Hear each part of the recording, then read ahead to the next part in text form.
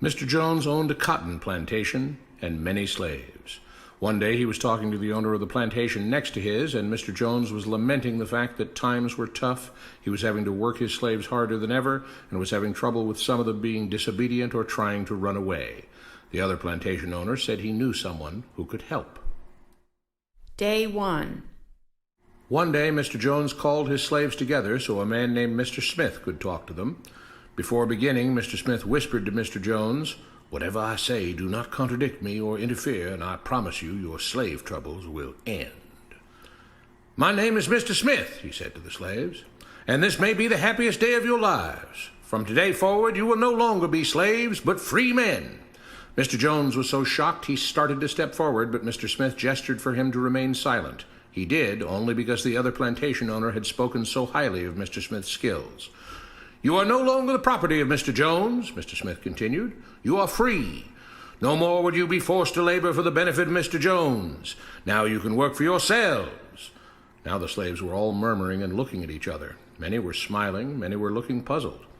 "In fact, you are now free to leave the plantation whenever you want," Mr. Smith said. "However, since we are surrounded by other plantations, if you leave, some other plantation owner will likely claim you as his own the moment you set foot on his property.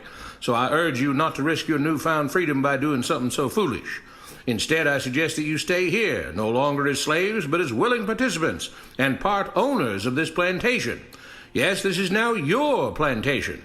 Mr. Jones bit his tongue to keep from objecting. "For now, we might as well leave Mr. Jones in charge," said Mr. Smith, "since he is the only one with any experience at running a plantation, which is quite a complicated thing to manage. But he will no longer be your master, but just another worker on the plantation.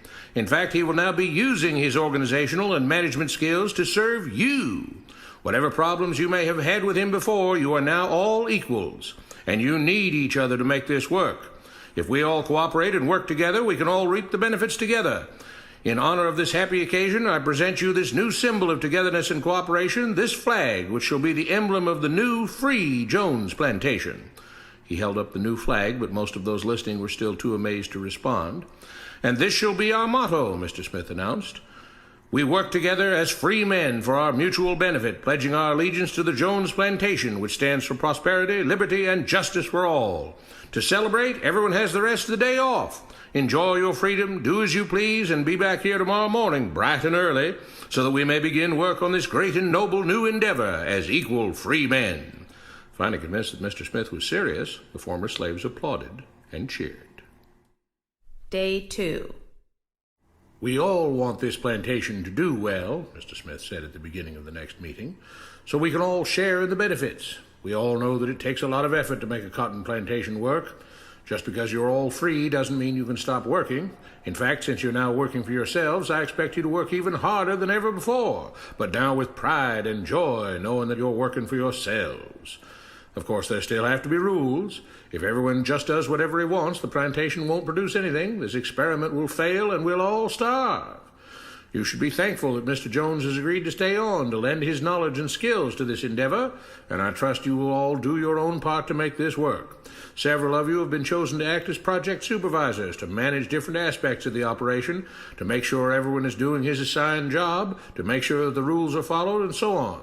The rest of you may head out to the fields to start your first day of work as free men." Day 3. The next morning, Mr. Smith had a grim expression on his face as the daily meeting began.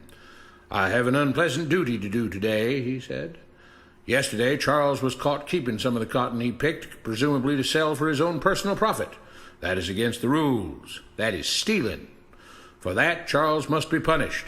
2 men tied Charles to the whipping post.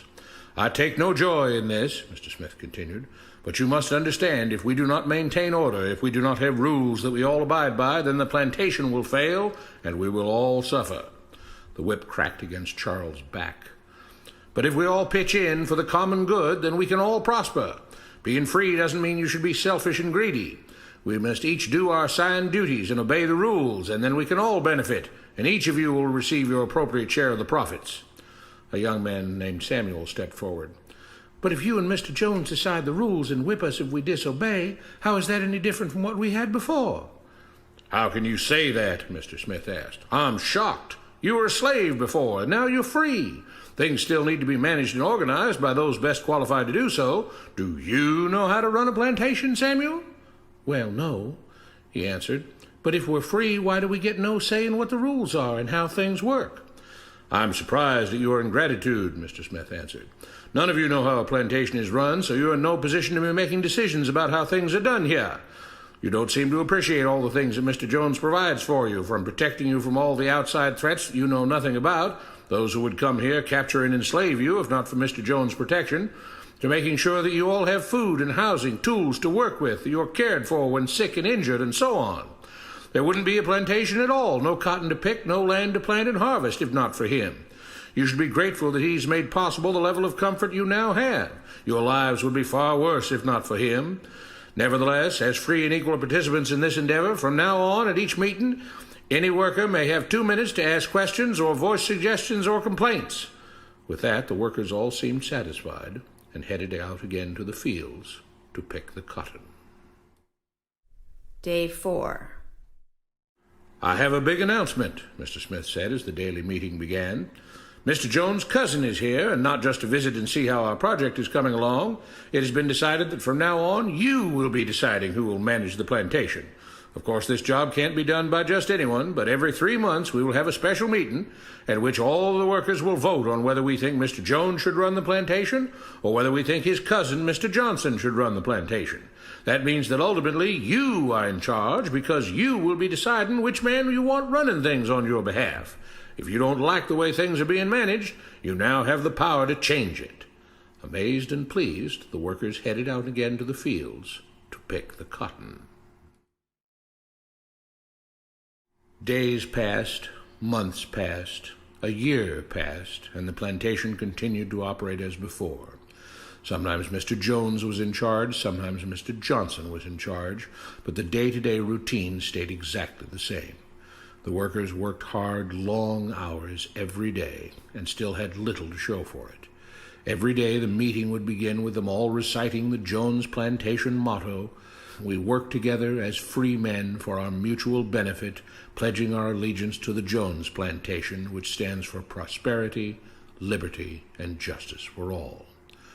One day Mr. Smith announced, "Samuel is asked to say a few words this morning, and whatever the rest of us may think of his ideas and opinions, we are all free here, and that means we are all allowed to speak our minds. So, Samuel, you have 2 minutes. Begin." Samuel stepped forward, looking scared. "I was excited when all this started," he began, glancing nervously at Mr. Smith and Mr. Jones. "But don't you all see what's happened here? Nothing has changed. We're all still slaves." There were grumbles of disagreement from the crowd. "They tell us what to do and whip us if we don't. They still make all the rules and punish us if we disobey. They let us make suggestions and complain about things, but they never really change anything. They let us choose between Mr. Jones and Mr. Johnson, but what's the difference? The situation stays the same. We do all of the work and they take as much as they want and decide how much they'll let us keep. They live in luxury, made rich by the cotton we pick. We do all the work and have to build our own huts, grow our own food, and take care of ourselves.